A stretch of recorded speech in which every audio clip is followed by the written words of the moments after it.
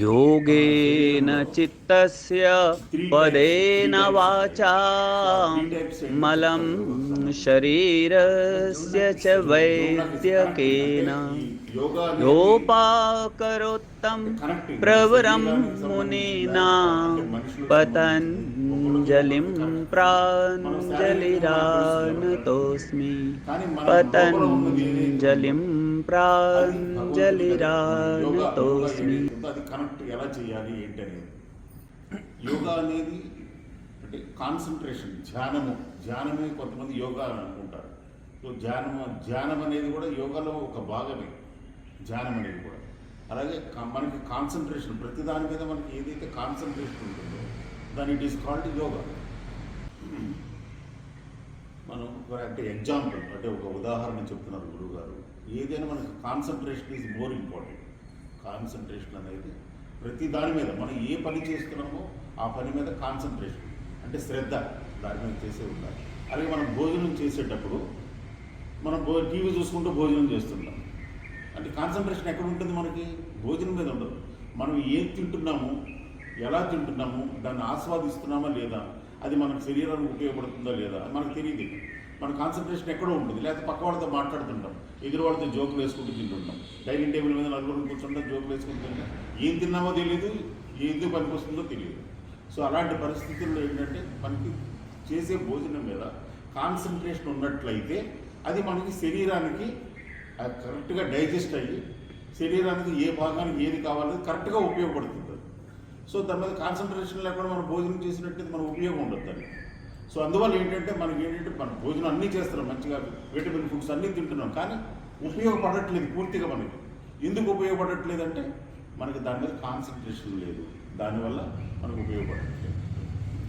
మనసు, బుద్ధి, శరీరం ఈ మూడు కలిపి మనం దాని మీద కాన్సన్ట్రేట్ అది చేసినట్టయితే దట్ ఈజ్ కాల్డ్ యోగా. ఈ మూడు ఎప్పుడైతే దాన్ని జోడిస్తామో అదే యోగా అవుతుంది. సో దానివల్లే మనకి పూర్తిగా 100% అనేది ఉపయోగం అనేది ఉంటుంది. లేకపోతే మనకు 100% ఉపయోగం ఉండదు. మనం పూజ చేసేటప్పుడు దేవుణ్ణి మంచిగా మనం అలంకరించుకుంటాము. అలాంటి పూలతోటి దానితో అంటే మనకి నచ్చిన పూలు తెచ్చుకొని మనం నచ్చినట్టు అలంకరించుకుంటాం. అలంకరించిన తర్వాత మనకి ఏంటంటే మనకి ఎంతో ఆనందం అనిపిస్తుంది, మనసుకి చాలా ఆహ్లాదం అనిపిస్తుంది.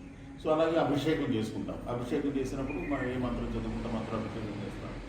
మన పంతులు ఇవన్నీ మనకు చేసిన తర్వాత మన పంతులు గారు సపోజ్ పిలుచుకున్నాం పూజ, అబ్బా ఎంత బాగా చేశారండి మీరు, అలంకారం ఎంత బాగా చేశారు అంటే మనం దేవుడి దగ్గర కూర్చున్నప్పుడు ధ్యానం అంటే అదే మన మనసు, బుద్ధి, శరీరం ఈ మూడు అంటే మనకి ఈ మనసు అనేది చంచలమైంది. సో మనం ఇవన్నీ ఆలోచిస్తున్నా ఏం చేస్తున్నది ఏంటో వెళ్ళిపోతుంటుంది అది. సో మనం ఇవన్నీ అలంకరణ ఇవన్నీ చూసి ధ్యానం ఇవన్నీ చేసుకుంటూ మనకి మనసును కాన్సన్ట్రేట్ చేసామంటే సో దాని పూజకు తగ్గ బెనిఫిట్ ఏదైతే ఉందో మనకు అది తప్పుతుంది. మనం ఏదైతే ఇప్పుడు మనసు, బుద్ధి, శరీరం అది అనుకున్నామో ధారణ, ఆ మూడింటిని కలిపి ధారణ అంటాం. సో ఆ ధారణ అనేది అదే ధ్యానం. ఆ ధారణ అయిన తర్వాత మనకి ఏంటంటే ఎప్పుడైతే ధారణ అనేది వచ్చిందో ధ్యానం, ఆ ధ్యానంలోకి ఆటోమేటిక్గా ధ్యానంలోకి వెళ్తాం. ఆ ధ్యానం ఎప్పుడైతే దాన్ని మూడు కలిపి కాన్సన్ట్రేట్ చేసామో అది సమాధి. ఎప్పుడైతే మనసు, బుద్ధి, శరీరము ఎప్పుడైతే ఏకాగ్రతతో ఎప్పుడైతే ఉంటుందో అదే సమాధి యోగం. సో అలాగే ఇప్పుడు మనం కొన్ని ఆసనాలు కూడా మనం వేస్తున్నాం. మనం ఆసనం వేసేటప్పుడు ఏ ఆసనం వేసినప్పుడు ఎక్కడ మనకు ప్రెషర్ ఉంటుంది, అది ఏ అంగం దగ్గర మనకి ఏ పార్ట్ దగ్గర మనకి అది కదలిక అనేది తెలుస్తుంది. మనం అంటే దాన్ని కాన్సన్ట్రేట్ చేసి అంటే మైసూస్ అంటే దాన్ని అనుభవిస్తూ ఆ ఆసనం చేసినట్లయితే మనకి దానివల్ల 100% బెనిఫిట్ ఉంటుంది, పూర్తి బెనిఫిట్ ఉంటుంది. మనకి లేదనుకో మనకు దానివల్ల బెనిఫిట్ ఉంటుంది, కాకపోతే ఏంటంటే మనకు 100% ఉంటుంది. సో అందువల్ల మనం ఏమి చేస్తున్నాం అనేది కంపల్సరీ మనకి కాన్సన్ట్రేషన్, ఏదైనా కాన్సన్ట్రేషన్ అనేది మోర్ ఇంపార్టెంట్. ఏ పని చేసినా కానీ అది మనము సరే ఎగ్జాంపుల్గా ఒకటి మండూకాసనం మనం మండూకాసనం వేసేటప్పుడు మనం వజ్రాసనంలో కూర్చోవాలి, చేతులు ఇట్లా మోడ్లు చేయాలి. ఇట్లా మనం ఏదైతే ఆసనం ఎలా చేయాలనేది మన బుద్ధి మీద ఉపయోగపడుతుంది, బుద్ధి మీద కాన్సన్ట్రేట్ చేయాలి. మనం ఏ విధంగా చేయాలి, మన గురుగారు చెప్పినప్పుడు లేదు. వజ్రాసనంలో కూర్చొని మనం ఏ విధంగా చేస్తున్నాం అనేది మన బుద్ధి వల్ల మనకు తెలుస్తుంది. ఆ బుద్ధి వల్ల ఏంటంటే మనకి ఈ కాన్సన్ట్రేషన్ దాని మీద మళ్ళీ శరీరం, మన శరీరాన్ని ఎట్లా వంచాలి, ఏం చేయాలనేది మనకి ఆ బుద్ధి మీద, శరీరం మీద ఆధారపడుతుంది. ధ్యానం మళ్ళీ మనసుని అక్కడ కాన్సన్ట్రేట్ చేయాలి. ఎక్కడ కాన్సన్ట్రేట్ చేయాలి? మనకు మండూకాసన వేసేటప్పుడు మనకి నాభి ప్రాంతం, నావల్ బీచ్, ఈ నాభి ప్రాంతం ఎక్కడైతే మనం ప్రెస్ చేస్తున్నామో అక్కడ కాన్సన్ట్రేట్ చేయాలి. ఈ మూడు కలిపి మనం అక్కడ కాన్సన్ట్రేట్ చేసినప్పుడే దానివల్ల మనకి పూర్తి రిజల్ట్ అనేది ఉంటుంది, 100% రిజల్ట్ అనేది ఉంటుంది. సో అలాగే మండూకాసన అంటే సూర్య నమస్కారాలు. అలాగే ఇంకో ఉదాహరణ, సూర్య నమస్కారాలు అంటే మనం 12 పోస్టర్స్ మనం చేస్తున్నాం. మనం ఈ 12 పోస్టర్స్ సూర్య నమస్కారం మనం మంత్రం ఎందుకు చెప్తున్నారు? మనకి గురువుగారు మంత్రం చెప్పేటప్పుడు మనకి ఆ సూర్య భగవానుడే గుర్తు రావాలి. మనం ఏ పోస్టర్ ఏదైతే, ఏ మంత్రం చెప్పి ఏ పోస్టర్ అయితే చేస్తున్నామో అది 100% మనం కరెక్ట్గా చేస్తున్నామా లేదా దాన్ని అనుభవించి చేయాలి. ప్రతి ఆసనం అనేది సూర్య నమస్కారంలో మనం అనుభవించి చేసినట్లయితే దానివల్ల మనకి అంత పాజిటివ్ ఎనర్జీ మనకి జనరేట్ అవుతుంది, పాజిటివ్ థింకింగ్ అంత జనరేట్ అవుతుంది. దానివల్ల మనకి పూర్తి రిజల్ట్ అనేది దొరుకుతుంది.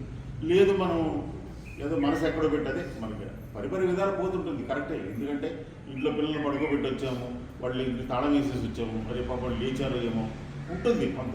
కానీ సాధ్యమగా మనం ప్రయత్నం చేయాలి, మన మనసుని ఇక్కడే పెట్టుకోవడానికి ప్రయత్నం చేయాలి. ఇప్పుడు మనకు కాన్సన్ట్రేషన్ కుదురుతుందంటే మనం గురువు గారి మీద 100% మనం ఆయన మీద దృష్టి మరల్చినప్పుడే మనకు దాని మీద కాన్సన్ట్రేషన్ కుదురుతుంది. ఇప్పుడు మన గురువు గారు మ్యూజిక్ పెడుతున్నారు, మ్యూజిక్ పెట్టినప్పుడు సిస్టమేటిక్గా ఆ మ్యూజిక్ అనేది మనకు సిస్టమేటిక్గా మన పోస్టర్కి ఎలా సరిపోతుందో అంతే కరెక్ట్ టైం తీసుకుని గురువు గారు పెట్టి. ఫర్ ఎగ్జాంపుల్ ఏంటంటే మనం ఒక ఎంప్లాయీ ఉన్నారు అనుకోండి, వాళ్ళకి 30,000 రూపీస్ శాలరీ వస్తుంది. ఈ 30,000 రూపీస్ శాలరీ ఆయన ఖర్చులకు ఎక్స్పెండిచర్ ఏదైతే ఉందో మంత్లీ మనం ఏదో ఎక్స్పెండిచర్ ఏదైతే ఉందో ఎక్స్పెండిచర్ ఖర్చు అయిపోతుంది. ఖర్చు అయిపోతున్నప్పుడు ఏం చేయగలడు? ఏమైనా సేవ్ చేయగలడా? ఏం సేవ్ చేయగలడు? సేవ్ చేయాలి అంటే ఏం చేయాలి? మనకి ఎక్స్పెండిచర్ అంటే అన్అవాయిడబుల్ ఎక్స్పెండిచర్స్ కొన్ని ఉంటాయి మనకి. అంటే మనం తినడం, ఖర్చు పెట్టుకోవడం, కొనుక్కోవడం, తినడం, అవన్నీ ఇంట్లో తినడం వరకు మనకి శరీరానికి సంబంధించినంత వరకు పిల్లలకి దాని ఖర్చు వరకు చేసుకొని అన్అవాయిడబుల్ ఎంటర్టైన్మెంట్ కొన్ని ఖర్చు పెడుతుంటాం మనం. అట్లాంటివి కొన్ని మనం తగ్గించుకొని పొదుపు చేసుకున్నట్లయితే మనకి ఏదైనా పొదుపు చేసుకోవడానికి అవకాశం ఉంటుంది. అలాగే ఏంటంటే ఇప్పుడు సపోజ్ ఒక మట్టి కుండ ఏదైనా తీసుకున్నారు, మట్టి కుండ ఎగ్జాంపుల్ గురువు గారు ఏం చెప్తారంటే మట్టి కుండ తీసుకున్నాం, దాంట్లో నెయ్యి వేసాము, అడుగున హోల్ ఉంది. ఆ హోల్ ఉంటే ఏమవుతుంది? అది డ్రాప్ డ్రాప్ డ్రాప్ డ్రాప్ అవుతుంది, కిందకి పోతూ ఉంటుంది. అది మరి నెక్స్ట్ డేకి ఏమవుతుంది? ఖాళీ అయిపోతుంది అది. సో అలా కాకుండా మనం దాన్ని క్లోజ్ చేసామనుకోండి, అది మనకి మిగిలిపోతుంది కదా. అలాగా అంటే ఉదాహరణకు అలా చెప్తున్నారు గురువు గారు ఏంటంటే. సో అందువల్ల దానివల్ల ఏంటంటే అది మన బుద్ధి మీద, దాని ప్రతిదీ ఏదైనా సరే మనకి ఈ మూడింటి మీదే అది, దట్ ఈస్ కాల్డ్ యోగా. భగవంతుడు ఒక్కడే, కానీ అనేక రూపాలు ఉన్నాయి భగవంతుడికి. అంటే రాముడు, కృష్ణుడు, అల్లా, యేసు. అంటే బాబా చెప్పారు సబ్కా మాలిక్ ఏక్ హై. ఎవరికైనా భగవంతుడు అనేవాడు ఒక్కడే, కానీ అనేక రూపాలు, ఒక్కొక్కడు ఒక్కొక్క రూపంలో మనం పూజించుకుంటాం. వాళ్ళే భగవంతుడిలాగా వాళ్ళని దర్శించుకుంటాం. అట్లాగే మన ఈ పతంజలి మహర్షి అనేది, పతంజలి యోగా అనేది వ్యాస మహర్షి ద్వారా మనకి వచ్చింది. సో ఆ పతంజలి యోగా అనేది అష్టాంగ యోగా అనే పేరుతోటి పతంజలి యోగా మనకి ఆ వ్యాస మహర్షి ద్వారా మనకి అది తెలియజేశారు మనకి. సో ఏంటంటే ఈ వ్యాస మహర్షి ద్వారా గురువు, మన ఆ గురువు ద్వారా మనకి అష్టాంగ యోగా అంటే అంటే 8 దాంట్లో ఉండేది. అష్టాంగం అంటే తెలుస్తుంది కదా మన దాన్ని. అలాగే దీంట్లో అష్ట ప్లస్ అంగ, ఈ రెండు ఉంటాయి. ఈ రెండు కలిసింది అష్టాంగ యోగా. ఈ అష్టాంగ యోగా అనేది పరిపరి విధాలు చాలామంది ఏది చేసినా కానీ యోగా చేయి, ఏది చేసినా ఎవరు చెప్పినా కానీ ఈ అష్టాంగ యోగే దాని పేరు. కానీ వేరే పేర్లతోటి వేరే విధంగా చాలామంది గురువులు చేపిస్తున్నారు. ఏది చేసినా సరే బేసిక్ అనేది మనకి అష్టాంగ యోగే. దీనివల్లే మనకి పూర్తి రిజల్ట్ అనేది దొరుకుతుంది.